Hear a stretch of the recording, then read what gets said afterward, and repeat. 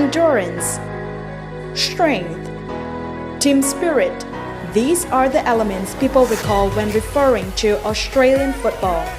Football is a very popular sport in Australia. Whereas there are currently about 800,000 professional players, 2,600 clubs around the world, it was introduced to the Melbourne Summer Olympics in 1956.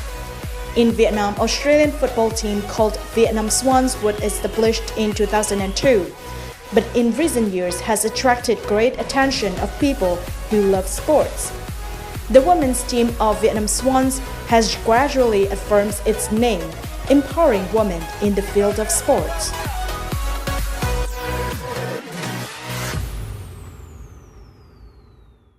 Hello everyone, welcome to Strength Vietnam on VTC10 Net Viet.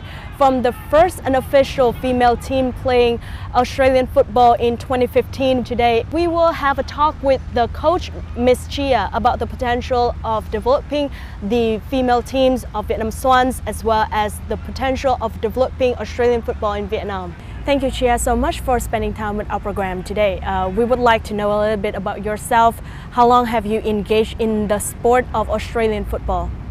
I've been playing Australian football since I was about 12 years old, but I played it from when I was 12 and then I played it till when I was 16, and at that time they didn't have women's football in Australia.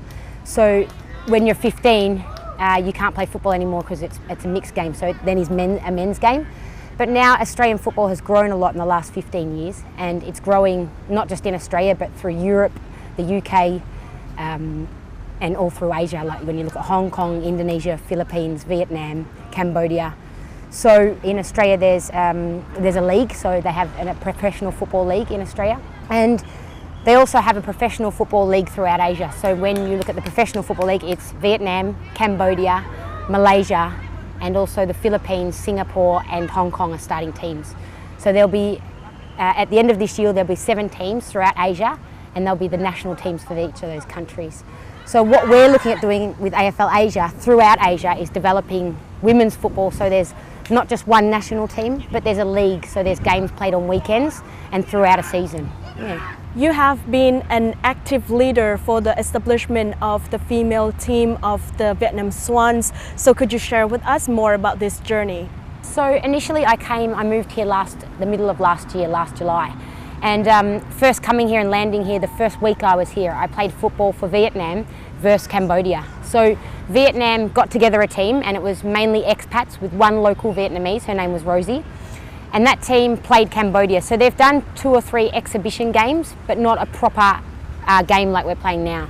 So when I first moved here, I played in that, and then I heard that there was no team, they didn't have training weekly, but there were girls interested. So after hearing that and coming from Indonesia, where I moved here from, and we did a lot of football development, but it was mainly with boys, so young Indonesian boys. So my focus was developing football, and also with boys and also with girls in Indonesia. But it was very difficult in Indonesia getting girls to play, like in Vietnam, sometimes with the culture. So it's different religions, it's different cultures, it's different nationalities.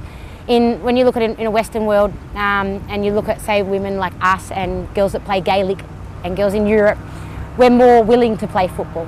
But in Asia, you look like women, they have families, they have jobs, they don't want to get dark from the sun and all different things, right? So it's been, my challenge is thought that I would love to have a Vietnam team and that team be majority Vietnamese players. But in saying that, it's been challenging trying to get Vietnamese players to come to training on a weekly basis, just in that sense that the girls are busy, maybe their husband doesn't want them to play, maybe it's too rough when you see the tackling, we play in the sun, and all other factors. In saying that though, we're to the point where we are now, so we practice on a weekly basis. We've been practicing for 6 weeks, and we have 20 girls in our national team. And out of those 20 girls, 7 of those girls are Vietnamese, which is very good, like a very good accomplishment. And the interest from the Vietnamese girls is, it's been really great. Like, it's been, actually a lot of people said to me, Chia, you won't be able to get Vietnamese girls to play football, but it's actually been the opposite, and they're quite interested, but they just need to feel, it can be daunting, right, seeing the foreigners play the football and it looks rough, but if they're made feel welcome, then I find that they're coming back every week and wanting to try it more. This sport is considered masculine and require a strong and enduring physical strength. So do you think it's suitable for female players? It's not suitable for everybody. Like maybe, for example, my sister, she likes to wear dresses and she would never like to get tackled, so she would not play. But it's suitable for a certain kind of girl that likes to play sport. They like the endurance. And also it's not just that. It doesn't have to be rough. You can play it and you don't have to play in the main positions. But you do it for networking and you do it to make, sense of belonging. So it's like a culture. So it's our own culture using Australian football to do that.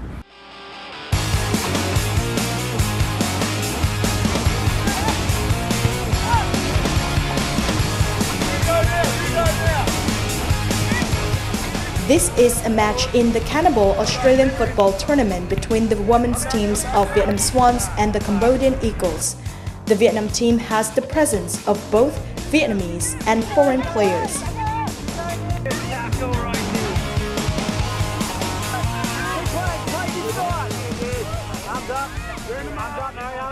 I've played since August last year. I started in Sweden because one of my best friends is Australian and brought me into the team in my city in Sweden. I like because you're allowed to do a lot of stuff. So you can tackle, you kick the ball, you can bounce it and punch it, and it's like you can pass it to any direction, not like some you only about to pass it back or something. It's quite free and you get to do a lot of stuff. I think it's very important for our ability to grow a connection with the community and have a common interest and a common goal together to enjoy sport. Sport opens up the channels of communication amongst both foreign and locals, and it gives you something to look forward to each week, to catch up with new friends, learn new skills and just enjoy each other's company while you're doing something that's healthy.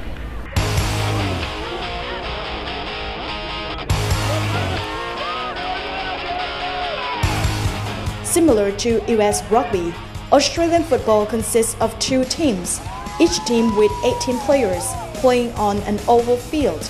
However, unlike the king sports of soccer, or internationally known as football, Australian football players are allowed to use every part of body to strike the opponent's goal. Each team has 3 goals set by 3 high columns. Struck the middle goal is 6 points. The 2 side goals added 1 point. This is a sport that requires a lot of physical strength, especially for women.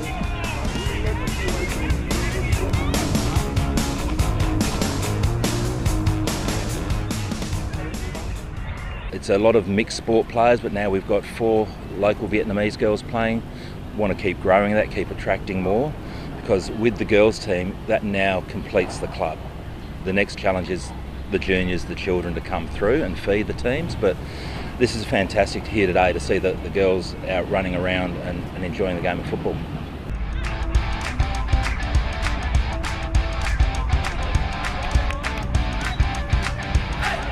Huong, with the nickname Rosie, is the first Vietnamese female player in the women team of Vietnam Swans.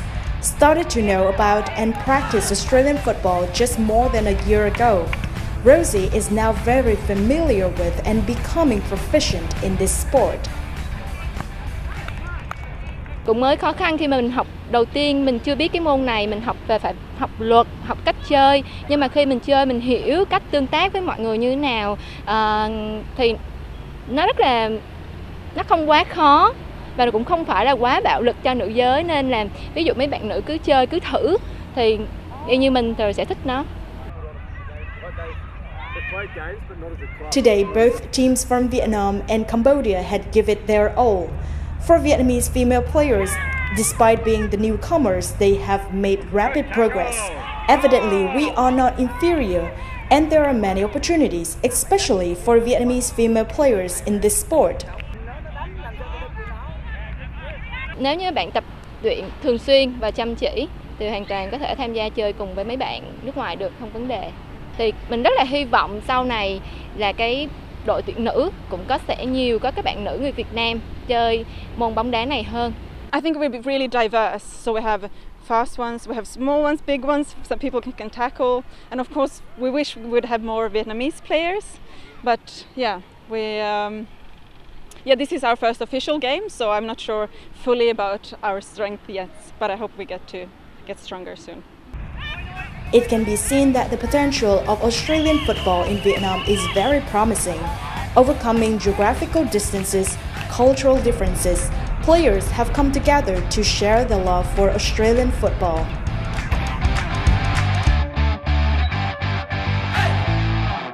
After the first official match with the Cambodian Eagles, how do you feel about the potentials of the female team?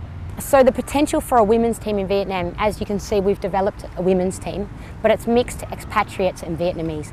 So my goal is to make that team, as I said before, majority Vietnamese.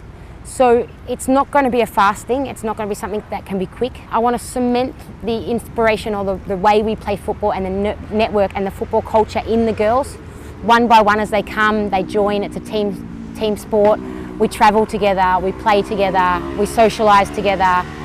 And I find if we do that more often on a regular basis, and all the girls start getting involved, they'll tell their friends, and then they'll tell more friends, and then other friends and family will get involved. So I think we've got a target to reach and establishing a full Vietnam team with Vietnamese locals. Could you share with us about the process of preparing for this game, and was there any difficulty?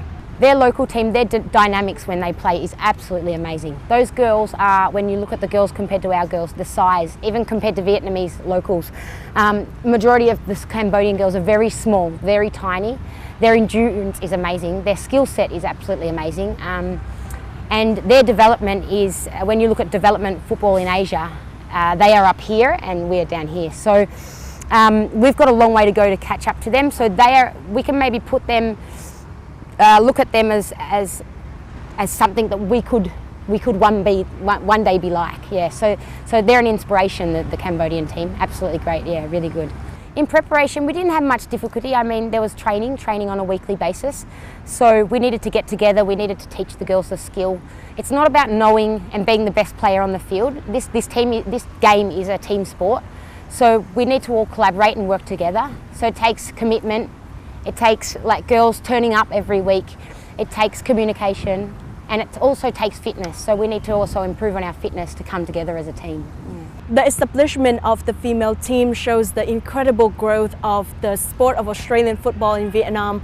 Do you have any future plan in building a strong and committed female team for Vietnam Swans? So in the club, I've joined the club and just recently coming on board and as football development officer, and maybe looking at sitting in as vice president in the club and growing not just the women's but also the men's within the AFL Vietnam. And so we're looking at doing some programs, one through maybe the Koto Foundation, where they develop less fortunate kids. They take them from the village and they educate them. And so we'd like to educate them with women's football, not just women's football, but men's football as well, so AFL in Vietnam. And also running programs through places like RMIT University, some of the local universities and schools, and also going into some of the orphanages and places like that. So we have some kind of, or a certain percentage of social responsibility within the club where volunteers get involved and we all go out and we do it as a team and we work together and we collaborate and we foster relationships and we develop our sport, but using our sport to develop certain people, whether it's in health, fitness, education. Absolutely. The Vietnamese women, they're very strong, very, very strong. They're just sometimes they feel that maybe if an expat's there or a foreigner that they don't compare, but actually they don't give themselves enough credit. They're actually really good. So when they actually commit and they want to play, they're very strong and they're very, very skilled. Yeah. Thank you so much, Shia, for spending time with our program today, and I hope that all of your plan will come true and you have a real commitment for the sport of Australian football in Vietnam. So that's the end of our program today. Thank you so much for watching us. For any questions and feedback, please email to strengthvietnam@netviettv.net. Thank you and see you again.